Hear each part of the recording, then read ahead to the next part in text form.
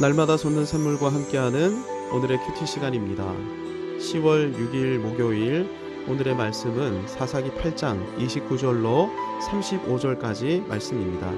요아스의 아들 여룹바알이 돌아가서 자기 집에 거주하였는데 기드온이 아내가 많으므로 그의 몸에서 낳은 아들이 70명이었고 세겜에 있는 그의 첩도 아들을 낳았으므로 그 이름을 아비멜렉이라 하였더라. 요아스의 아들 기드온이 나이가 많아 죽음에 아비에셀 사람의 오브라에 있는 그의 아버지 요아스의 묘실에 장사되었더라. 기드온이 이미 죽음에 이스라엘 자손이 돌아서서 바알들을 따라가 음행하였으며 또 바알 브릿을 자기들의 신으로 삼고 이스라엘 자손이 주위의 모든 원수들의 손에서 자기들을 건져내신 여호와 자기들의 하나님을 기억하지 아니하며 또 여룹바알이라 하는 기드온이 이스라엘에 베푼 모든 은혜를 따라 그의 집을 후대하지도 아니하였더라. 기드온은 여러 가지 측면에서 우리와 매우 유사한 인물입니다. 특별히 이중성의 측면에서 더욱 그러한데요. 기드온은 한편으로는 용감하면서도 다른 한편으로는 두려움이 많습니다. 말하는 것만 보면 믿음을 가지고 있는 것 같지만 행동을 보면 믿음을 가지고 있지 않은 것만 같습니다. 그래서 남들은 미디안을 피해 죄다 산으로 도망가 숨어 있었을 때 기드온만큼은 도망가지 않고 밀농사도 짓고 수화까지 하면서 삶의 현장을 지키고 있었습니다. 매우 용감해 보이는 모습인데요. 하지만 결정적인 순간에는 밀 타작하는 것이 발각될까 두려워 작은 포도주 틀 안에 숨어서 소심하게 밀을 타작합니다. 하나님께서 기드온을 큰 용사로 부르셨음을 표징으로 나타내시고 성령으로 충만하게 하시니까 기드온은 담대히 일어나 나팔을 불며 이스라엘 군대를 자신에게로 소집했습니다. 하지만 자신에게로 모여든 이스라엘 군대의 규모가 미디안 13만 5천 대군에 비해 턱없이 부족한 3만 2천 명 밖에 되지 않음을 확인하고 난 이후에는 큰 침체에 사로잡혀 전의를 상실해버리고 말죠.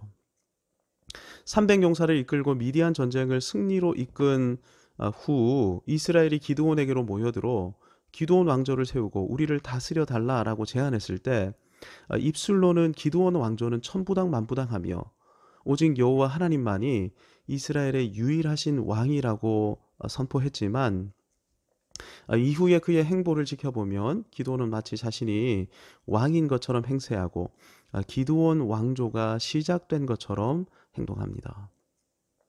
우리에게 있어 기드온은 하나님의 큰 용사로 기억되지만 실제 사사시대 이스라엘 역사에서 기드온은 이스라엘의 집단적 배교를 초래한 치명적인 인물입니다. 하나님을 경외한 것처럼 보였지만 하나님을 가장 욕되게 했던 인물이 기드온이었던 것입니다. 저와 여러분 안에도 이 기드온과 같은 이중성이 있습니다. 하나님을 경외하는 것 같아 보이면서도 하나님을 욕되게 할 때가 적지 않은 것이죠. 이 신앙의 이중성의 문제를 온전히 해결하지 못할 때 우리는 기드온의 길을 걸을 수밖에 없을 것입니다. 그래서 바울은 나는 날마다 죽노라 라고 고백했던 것입니다. 그리스도의 십자가에서 날마다 정과 욕심을 못 받고 죽어야 예수님 닮은 사람, 말과 행동이 일치하고 믿음과 삶이 괴리되지 않는 사람으로 살아갈 수 있는 것입니다. 오늘 본문을 시작하면서 사사기 저자는 의도적으로 기드온을 여룹바알이라고 부르고 있습니다. 여룹바알의 이름 뜻은 바알을 대적하라, 바알과 싸우라인데요. 기드온이 하나님의 부르심을 자신의 소명으로 받아들이고 사역을 시작하면서 가장 먼저 행했던 일이 바알 제단과 아세라 신상을 찍어 쪼갠 일 아닙니까? 기드온의 이 행동은 비록 사람의 눈을 피해 야심한 밤을 틈타 행한 행동이긴 했지만 기드온의 믿음을 나타내는 것이었습니다. 기드온은 한때 여룹바알이었고 이것이 그의 믿음이었습니다. 하지만 본문을 보면 기드온은 온 이스라엘로 하여금 국가적인 배교의 길을 걷도록 조장하는데 사사기 저자는 33절 기사를 통해 기드온의 영향력이 얼마나 파괴적이었는지를 이렇게 소개합니다. 기드온이 이미 죽음에 이스라엘 자손이 돌아서서 바알들을 따라가 음행하였으며 또 바알 브릿을 자기들의 신으로 삼고, 기드온이 죽은 다음 이스라엘은 국가적 제의로 바알 숭배를 받아들이는데, 예전처럼 여호와 하나님을 겸하여 바알을 숭배한 정도가 아닙니다. 33절 하반절을 보면 이렇게 기록되어 있습니다. 또 바알 브릿을 자기들의 신으로 삼고, 히브리어로 읽으면 이렇습니다. 와 야시무 라켐 바알 버리트 렐로힘. 직역하면 그리고 바알 버리트를 그들의 엘로힘으로 만들었다입니다. 기드온 이후 온 이스라엘은 바알 버리트를 자기들의 엘로힘으로, 유일하신 하나님으로 믿고 따르고 섬기기 시작했습니다. 사사기 저자는 이 일이 기드온으로 말미암아 나타난 것이라고 사사기 8장 문맥을 통해 우리에게 말해주고 있습니다. 한때 여룹바알이라는 이름으로 불릴 정도로 바알 제단을 헐고 아세라 신상을 찍어 쪼갤 정도로 바알 정신을 대항했던 기드온이었지만, 큰 용사로 사용되어 미디안 13만 5천을 물리친 이후 부와 명예와 권력을 손에 쥐게 되면서 기드온은 바알 버리트를 엘로힘으로, 하나님으로 섬기기 시작했고, 그러면서 온 이스라엘로 하여금 바알 숭배로 빠져들도록 만들었던 것입니다. 특별히 사사기 저자가 바알의 이름을 단순히 바알이라고 부르지 않고 바알 버리트라는 이름으로 소개하고 있는 점에 주목해야 합니다. 버리트라는 단어는 언약을 의미합니다. 즉 바알 버리트는 언약의 바알이라는 말인데요. 기드온 이후 이스라엘은 바알을 단순히 부요와 권력을 가져다주는 존재 정도로 믿은 것이 아니라 바알과 언약을 맺었던 것입니다. 바알과 언약을 맺었다라는 말은 여호와 하나님과 맺은 언약은 무시하고 파기했다는 말입니다. 여호와 하나님께서는 이스라엘을 구원하시고 그들에게 약속의 땅 가나안을 선물하시면서 그곳에서 언약의 율법을 붙들고 하나님 나라를 이룰 거룩한 비전을 허락하셨습니다. 이것이 시내산 언약을 통해 구체화되지 않았습니까? 여호수아는 그의 노년에 온 이스라엘을 세겜 땅으로 불러 모으고 이 시내산 언약을 상기시키면서 이스라엘 다음 세대로 하여금 여호와 하나님과 다시금 언약을 갱신하도록 했습니다. 이 언약의 갱신이 세겜 언약이었죠. 따라서 이스라엘의 정체성은 한마디로 언약이었습니다. 누구와의 언약입니까? 영원하신 여호와 하나님과의 언약이죠. 그래서 이스라엘은 언약의 공동체였습니다. 이랬던 이스라엘이 여호와 하나님과의 언약을 내팽개쳐버리고 이제는 바알과 언약을 체결하고 만 것이죠.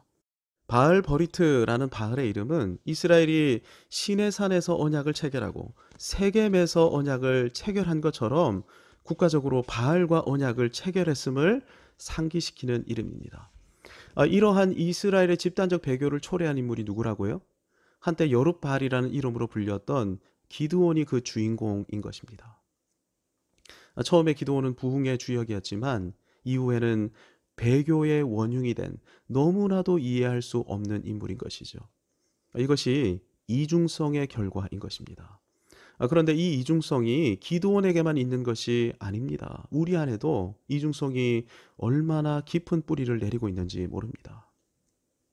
특별히 잘되고 성공할 때, 승리할 때, 사람들이 나에게 모이기 시작하고 나를 높이기 시작하고 그래서 내 주변으로 돈이 모이고 힘이 집결되고 소위 팬덤이 형성되기 시작할 때 우리도 얼마든지 기드온처럼 배교를 조장하는 안타까운 인물이 될 수도 있는 것이죠. 30절을 보면 큰 성공 이후 기드온은 많은 아내를 거느리면서 70명의 아들을 낳았습니다. 많은 아내를 거느리고 70명의 아들까지 낳는다? 삼척동자가 보아도 기드온은 왕처럼 산 것입니다. 후궁을 드리고 첩을 드리고 아들 70명을 낳았다면 딸도 그만큼 혹은 그 이상 낳지 않았겠습니까? 아들과 딸을 합쳐서 140명 이상 되려면 아내가 적어도 10명 이상은 되어야 하지 않을까요? 힘있고 권력 있는 명문 가문에서 딸을 내주면서 기드온과 결혼시키려 안달이었을 것입니다. 왜냐하면 기드온이 왕이었기 때문입니다. 기드온의 이름만 팔면 이스라엘 안에서 해결이 되지 않는 일이 없었을 것입니다. 이것을 기드온이 즐기고 있었던 것이죠.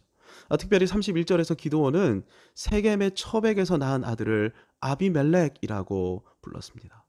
아비멜렉이라는 말은 내 아버지는 왕이다라는 문장인데, 고대 근동의 여러 나라에서 왕의 공식 직함이 아비멜렉이었습니다. 더욱이 세겜은 여호수아가 이스라엘과 언약을 체결한 이스라엘의 종교적 중심지 아닙니까? 이 종교적 중심지에서 자기 아들을 왕이라고 부른다? 아들이 왕이라면 아버지인 자신도 왕이라는 것이죠. 비록 기드온은 왕궁을 건설하거나 왕좌에 앉아 있지는 않았습니다. 하지만 이스라엘 위에 군림했고 이스라엘을 통치했습니다. 그리고 그 통치의 결과 이스라엘은 왕이신 하나님 여호와 하나님과의 언약을 버렸고 바알을 언약의 하나님으로 믿고 따르고 섬기면서 배교의 길을 걷고 말았습니다. 지금 한국 교회 안에 기드온의 길을 걸으면서 교회를 집단 배교의 길로 이끌고 있는 또 다른 기드온들이 얼마나 많은지 모릅니다. 교회를 사유화하고 스스로 하나님의 자리에 앉아있는 기드온들이 부지기수인 것이죠. 기드온이 성공해서 이렇게 타락한 것일까요? 네, 성공도 하나의 원인이겠지만 결정적인 이유는 이중성 때문입니다. 내 안에 있는 이중성, 믿으면서도 믿지 못하고 하나님을 왕으로 섬기면서도 내가 왕이 되어 있는 이 이중성을 제거하지 못하면 우리도 기드온처럼 얼마든지 타락할 수 있는 것입니다. 그래서 우리는 바울처럼 날마다 죽어야만 하는 것입니다. 정과 욕심을 날마다 그리스도의 십자가에 못 박고 그리스도로 옷 입고 성령으로 충만해야만 하는 것이죠. 오늘 이 아침에 우리에게 주신 경고의 말씀을 붙들고 우리의 정과 욕심을 그리스도의 십자가로 가지고 나아가 못 박으십시다. 오늘도 죽으십시다. 십자가의 주님과 연합하고 부활의 주님과 연합하십시다. 그리고 하나님의 꿈을 나의 비전으로 붙들고 오늘도 믿음의 경주를 이어나가십시다. 함께 기도하겠습니다. 하늘에 계신 우리 아버지, 아버지의 이름을 거룩하게 하시며 아버지의 나라가 오게 하시며 아버지의 뜻이 하늘에서와 같이 땅에서도 이루어지게 하소서. 오늘 우리에게 일용할 양식을 주시고 우리가 우리에게 잘못한 사람을 용서하여 준 것 같이 우리 죄를 용서하여 주시고 우리를 시험에 빠지지 않게 하시고 악에서 구하소서. 나라와 권능과 영광이 영원히 아버지의 것입니다. 아멘.